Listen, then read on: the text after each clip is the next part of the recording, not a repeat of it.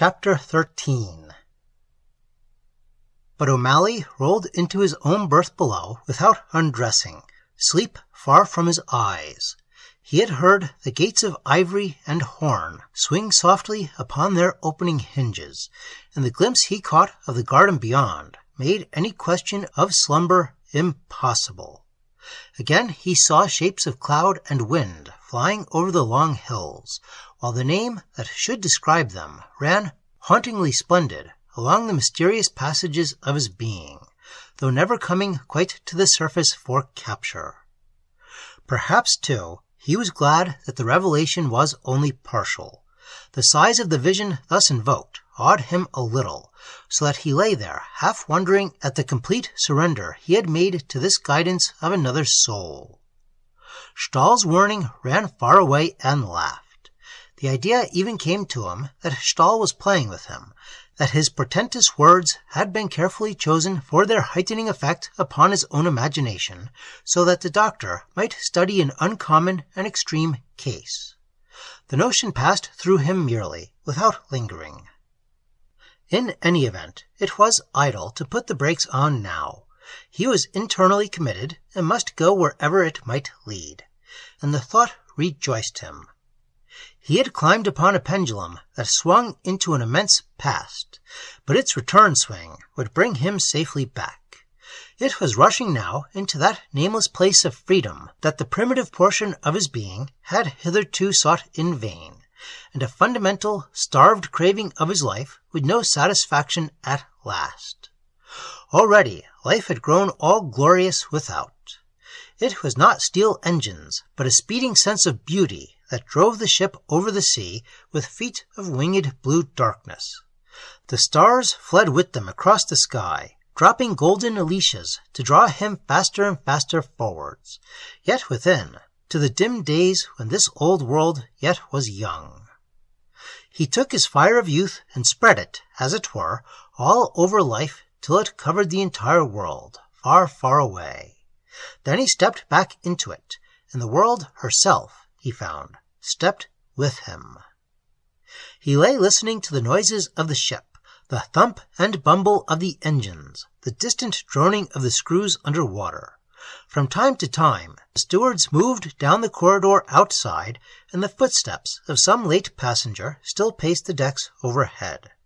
He heard voices, too, and occasionally the clattering of doors.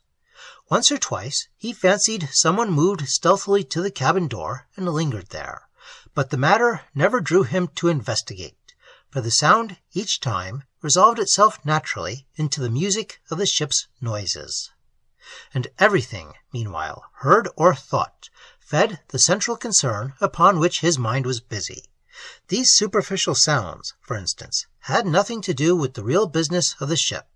That lay below with the buried engines and the invisible screws that worked like demons to bring her into port. And with himself and his slumbering companions the case was similar. Their respective power stations, working in the subconscious, had urged them toward one another inevitably. How long, he wondered, had the spirit of that lonely alien being flashed messages into the void that reached no receiving station tuned to their acceptance? Their accumulated power was great, the currents they generated immense. He knew, for had they not charged full into himself the instant he came on board, bringing an intimacy that was immediate and full-fledged? The untamed longings that always tore him when he felt the great winds, moved through forests, or found himself in desolate places, were at last on the high road to satisfaction, to some state where all that they represented would be explained and fulfilled. And whether such state should prove to be upon the solid surface of the earth, objective, or in the fluid regions of his inner being, subjective, was of no account whatever. It would be true. The great figure that filled the berth above him, now deeply slumbering, had in him subterraneans that gave access not only to Greece, but far beyond that haunted land, to a state of existence symbolized in the legends of the early world by Eden and the Golden Age. "You are in danger," that wise old speculative doctor had whispered, and especially in sleep. But he did not sleep.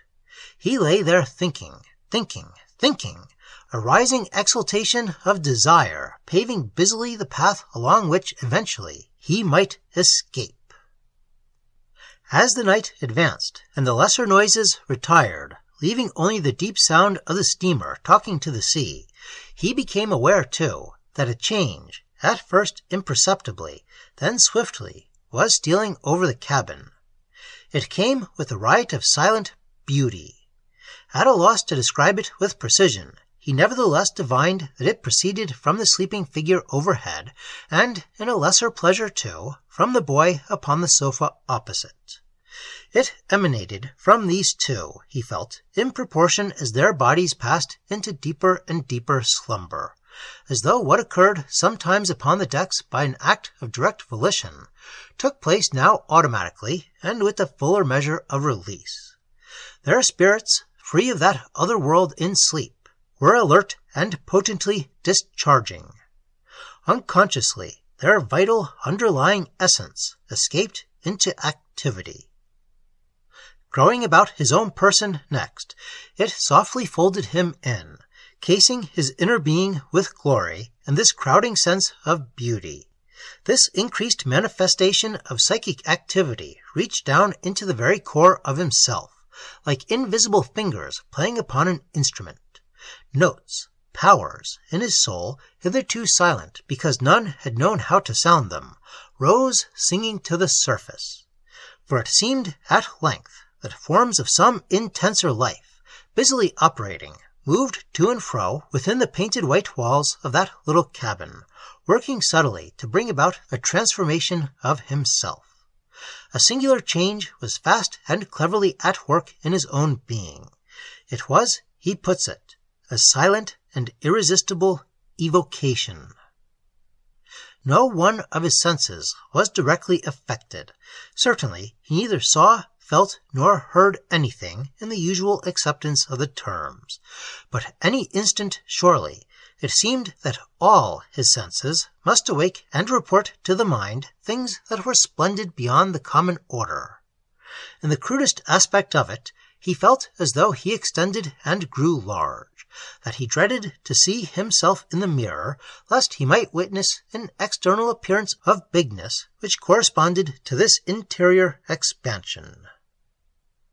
For a long time he lay unresisting, letting the currents of this subjective tempest play through and around him. Entrancing sensations of beauty and rapture came with it.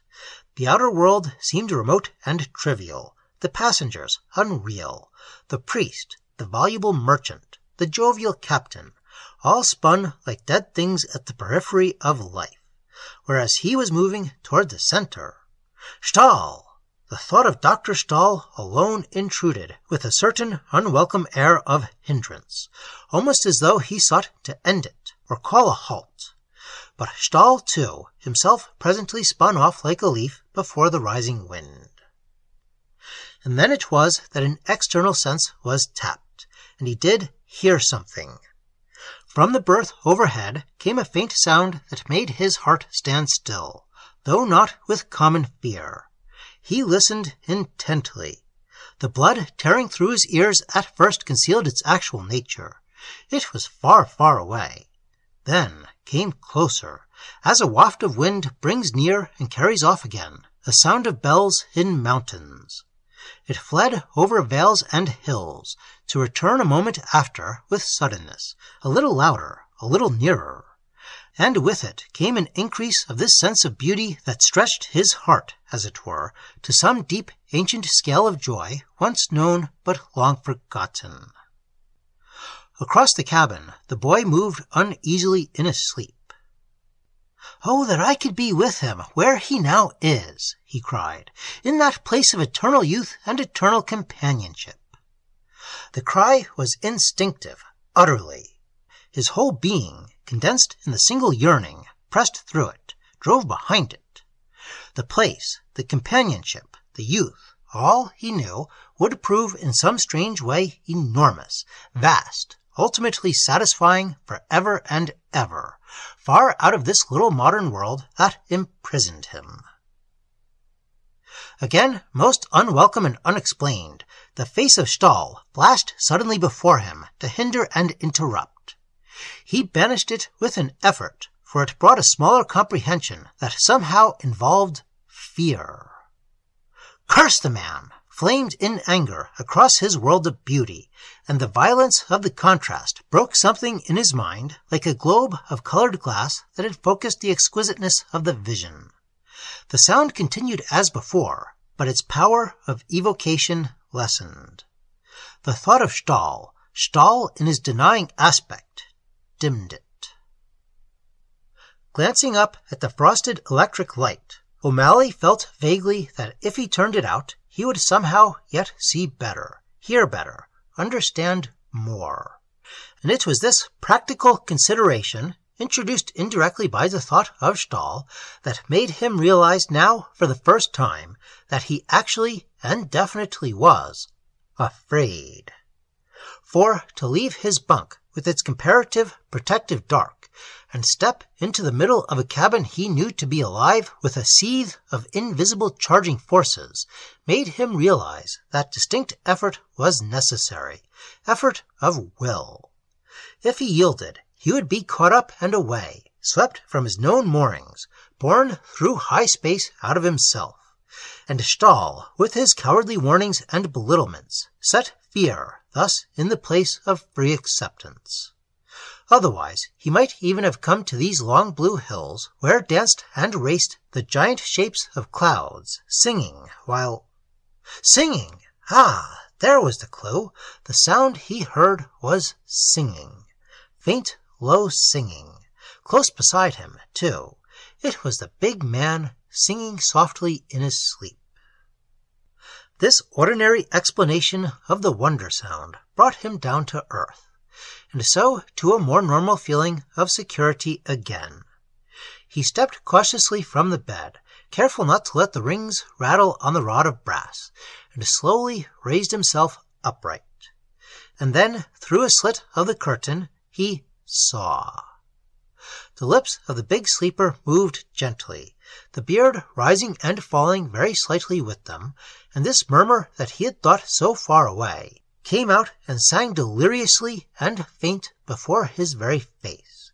It most curiously flowed. Easily, naturally, almost automatically, it poured softly forth, and the Irishman at once understood why he had first mistaken it for an echo of wind from distant hills.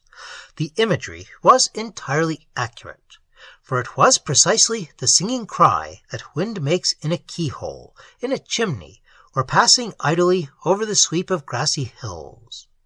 Exactly thus had he often listened to it, swishing through the crannies of high rocks, tuneless yet searching. In it, too, there lay some accent of a secret, dim sublimity, deeper far than any other human sound could touch. The terror of a great freedom caught him, a freedom most awfully remote from the smaller personal existence he knew today, for it suggested, with awe and wonder, the kind of primitive utterance that was before speech or the development of language, when emotions were still too vague and mighty to be caught by little words, but when beings close to the heart of their great mother expressed the feelings, enormous and uncomplex, of the greater life they shared as portions of her, projections of the earth herself. With a crash in his brain, O'Malley stopped. These thoughts, he suddenly realized, were not his own. An attack of unwanted sensations stung and scattered his mind with the rush of giant splendor that threatened to overwhelm him.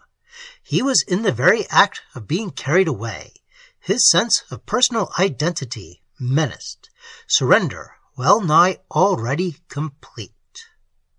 Another moment, especially if those eyes opened and caught him, and he would be beyond recall in the region of these other two.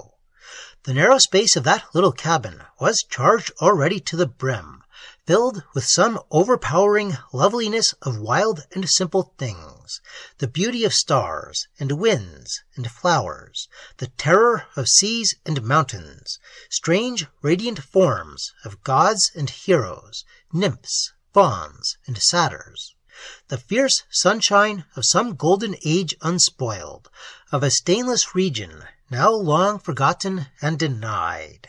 That world of splendor his heart had ever craved in vain, and beside which the life of today faded to a wretched dream. It was the Urwelt calling.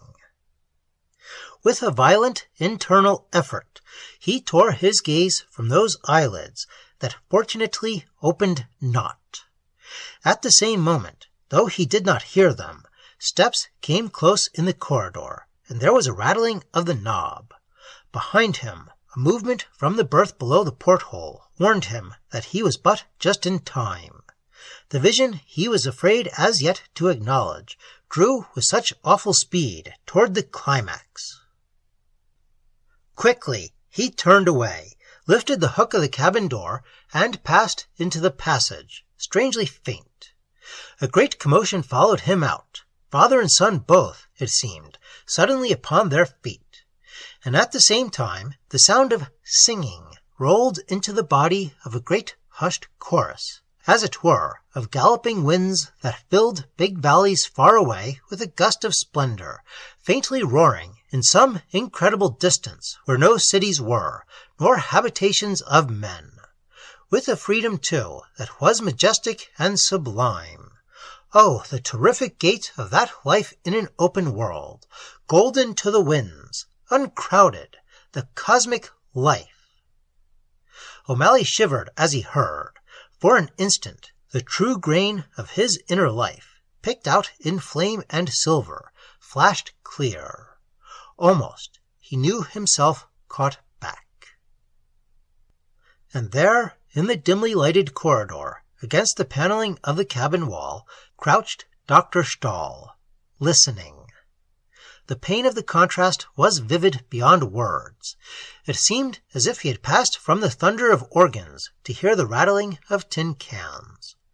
Instantly he understood the force that all along had held him back, the positive, denying aspect of this man's mind. Afraid. "You!" he exclaimed in a high whisper. "What are you doing here?" He hardly remembers what he said. The doctor straightened up and came on tiptoe to his side. He moved hurriedly. "Come away," he said vehemently under his breath. "Come with me to my cabin, to the decks, anywhere away from this, before it's too late." And the Irishman then realized that his face was white and that his voice shook. The hand that gripped him by the arm shook too. They went quickly along the deserted corridor and up the stairs, O'Malley making no resistance, moving in a kind of dream. He has a fleeting recollection of an odor, sweet and slightly pungent, as of horses, in his nostrils. The wind of the open decks revived him, and he saw to his amazement that the east was brightening. In that cabin, then, hours had been compressed into minutes. The steamer had already slipped by the Straits of Messina.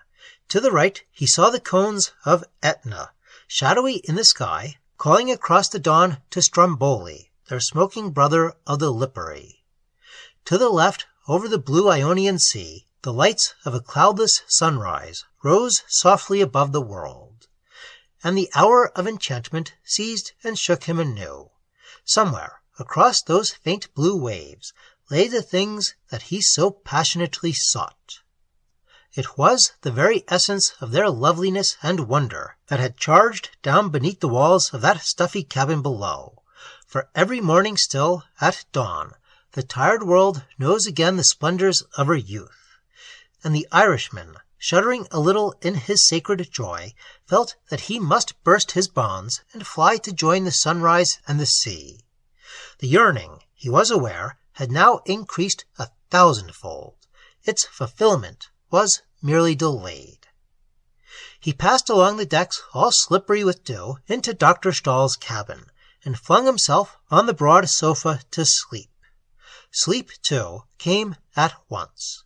He was profoundly exhausted, and while he slept, Stahl watched over him, covering his body with a thick blanket.